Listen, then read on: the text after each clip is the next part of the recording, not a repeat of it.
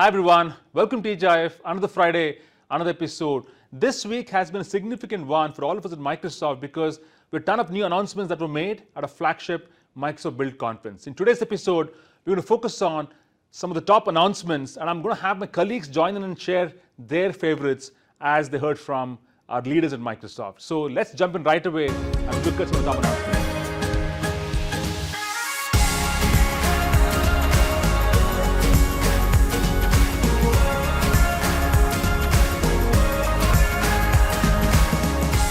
All right, so as I said, I have my colleagues here who will share their top picks from Build Conference. Divya, Shikha and Vishaka, welcome to TGIF. Thank you, Sandeep. Thank you, Sandeep. Awesome. So quickly, let's start with you, Divya. Your top picks from the Build announcements.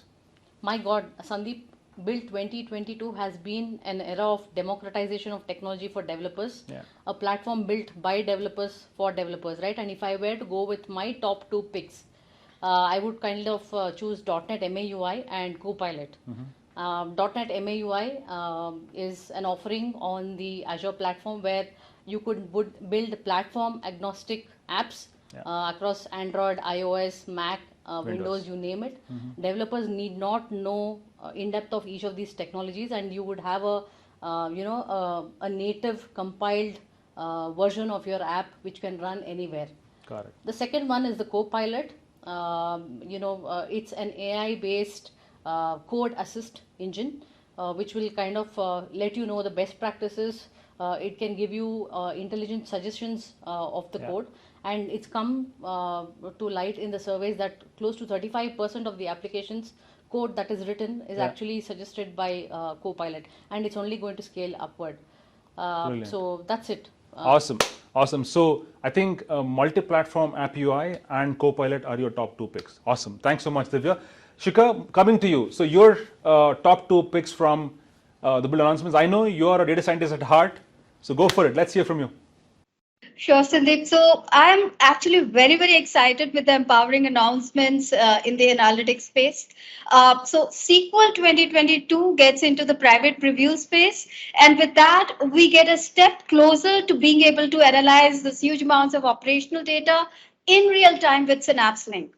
And talking about AI, GPT-3 gets expanded access with them being now available as a private preview in the cognitive API family of models. And that unlocks a whole new doors of innovation. Talking about Azure machine learning, there is a plethora of new capabilities there. So we get components for machine learning pipelines. The auto ML has been expanded to include unstructured data. Both images and text can now be processed using automated ML. And finally, with responsible AI dashboards being available in the no-code interface of AML, today organizations truly have this capability to operationalize ML models at scale while aligning to the responsible AI thematic. So I'm truly, truly excited. Shikha, that's fantastic. Thank you so much. I think with each passing year, our Azure machine learning service is only getting better, right? Awesome. So with that, Vishaka, coming to you, your top two picks from Build announcements. Definitely. So Sandeep, I just loved how we are setting the roadmap for future of works, and what is going to help us is what we have announced in this build, basically is Power Apps Express Design. Right. So this is going to help us to actually upload the handwritten PDF and the sketches to basically the design platform, and it will auto-generate the application for us. Brilliant. And these applications would be more contextual in the persona that the person who is using the application, and this is something which will take us to the journey of collaborative apps going forward. And as we are talking about the Power Platform right now, I should say the family is expanding. We have one more very important component which has been added, which is Power Apps Pages. Brilliant. And this is definitely going to help us to create more secure, modern applications and websites, platform basically, and that too with no code and development time and resource investment. And I should not forget about the collaborative apps which we are going to take forward. So this is something which will come along with the Microsoft Teams, Power Platform and Microsoft Graphs. Brilliant. I think my favorite is, I call it paper to program. It means write something on a piece of paper, upload it, gives you a piece of code. Definitely. Awesome. So thank you so much, each one of you. But let me share my topic as well. I love hybrid loop, right? End of the day, I think it's termed as heterogeneous targeting.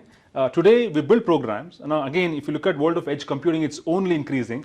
Now, ability for a developer to think, you know what, I'm building a program, should it run on a CPU, GPU, NPU, or cloud?